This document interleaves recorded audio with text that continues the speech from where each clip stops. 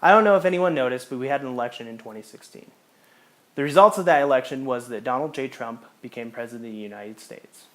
His anti-immigrant policies and anti-refugee policies actually empowered hate groups in America. This is why we're seeing that hate is such a well talked about thing in the media.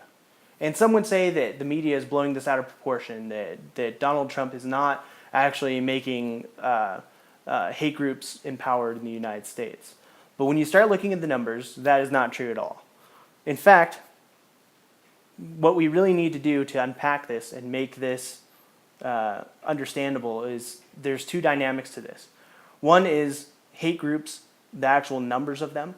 So let's go ahead and take a look at that, and we'll see how many hate groups have risen, how many hate groups have fallen, what the numbers are there. The second item would be the number of hate crimes that are actually perpetrated, because the two do not typically, well, they do typically correlate, but what I'm trying to say is they don't have to correlate. So let's start off with the main question number one.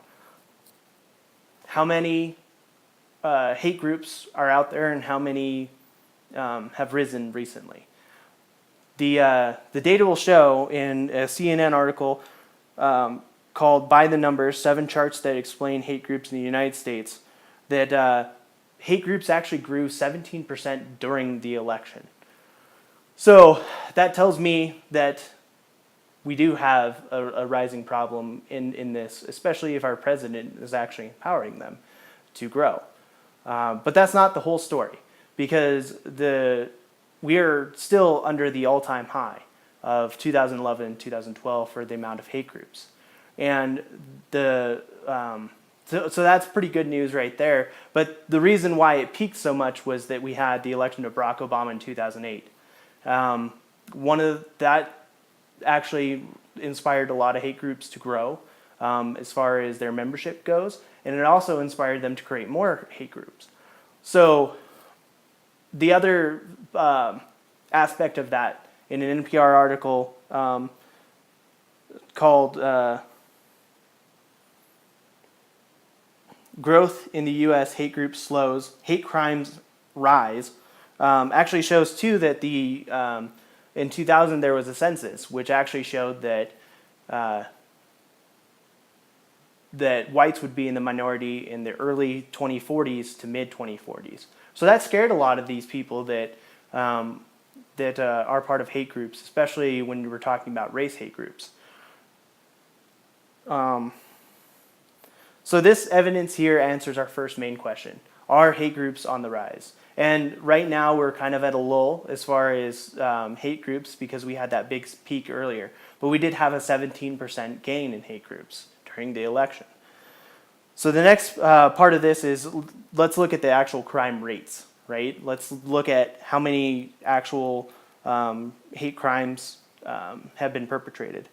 According to that same CNN article that I mentioned, it cites that crimes against blacks rose 8%. So hate crimes against blacks rose 8% in that little bit of time during the election season. NPR also released another article called Hate Crimes Up in 2016, FBI Statistics Show.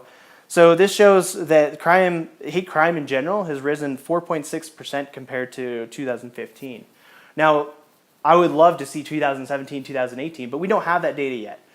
They have not published the data on 2017, 2016 as the time of this video. So it'll be interesting to see if that either goes up or goes down.